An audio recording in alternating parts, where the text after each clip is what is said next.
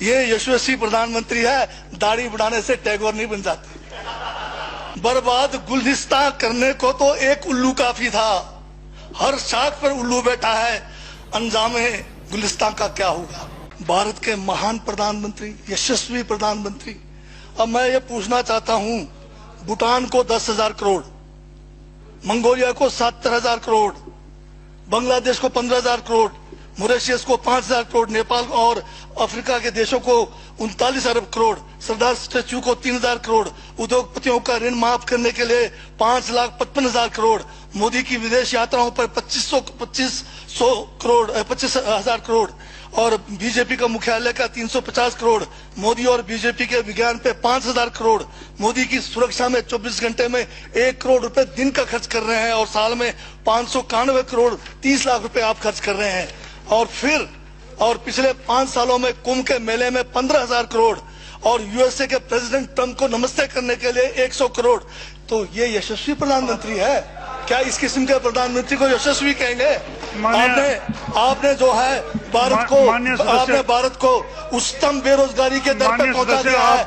आज विश्व में भारत जो है भूखमरी में बांग्लादेश से भी नीचे है, आज पाकिस्तान से भी नीचे है। जिस देश में 25% जो है रात को भूखा सोए, उस देश का प्रधानमंत्री यशस्वी है क्या? जिसने देश की आर्थिकी को बिल्कुल नीचे कर दिया, छिन भिन कर दिया, जिसने जीडीपी खत्म कर दिया, जिसने नोटबंदी में लोगों को जो है नोटबंदी के तहत जो है लोगों को मरवा दिया, जिसने नौकरियां खत्म करा दी, जिसने महंगाई चरम पे पहुंचाई, जिसने पेट्रोल 100 रुपए कर दिया, डीजल 100 रुपए कर दिया, क्या वो यशस्वी है? क्या उसको यशस्वी कहेंगे आप? यशस्वी प्रधानमंत्री है आपका, जिसने भारत के सैनिकों को शहीदों की संख्या पिछले 30 सालों में सबसे ज्यादा है। क्या ये यशस्वी प्रधानमंत्री है?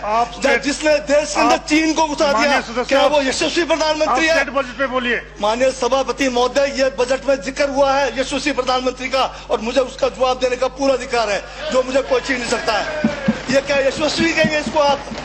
बहुत यशस्वी है। देश का जो है आज बिल्कुल देश को आर्थिक रूप से कंगाल, राजनीतिक रूप से कश्मीर से कन्याकुमारी जो अखंड भारत है वो खंड होने जा रहा है। हिंदू मुस्लिम कर करके आपने जो है इस देश की जो है ऐसी तैसी फेर रखी है। और अब जब मैं कह रहा हूं तो आपको तकलीफ हो रही है। आप बताइए क्या तकलीफ की उसमें है?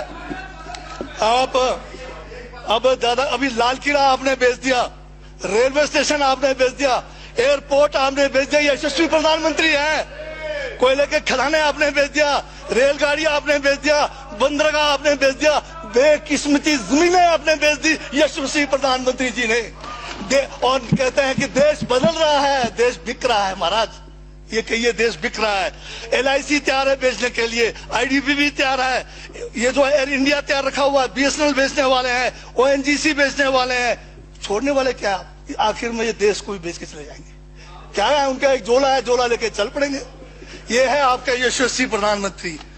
ये यशस्वी प्रधानमंत्री है, दाढ़ी बढ़ाने से टैगोर नहीं बन जाते।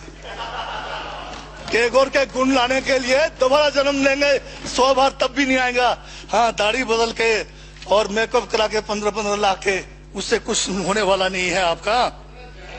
हाँ बिल्कुल। और जो जहर आप लोगों ने जो है इतने सालों में इस देश के अंदर जो है आपने जो इस देश में बीजा है, उससे वो जो है ये बजट पे ही है। सर स्पीकर सर यशस्वी प्रधानमंत्री जी का जिक्र बजट में आया है, इसलिए मुझे भी जवाब देना पड़ा है।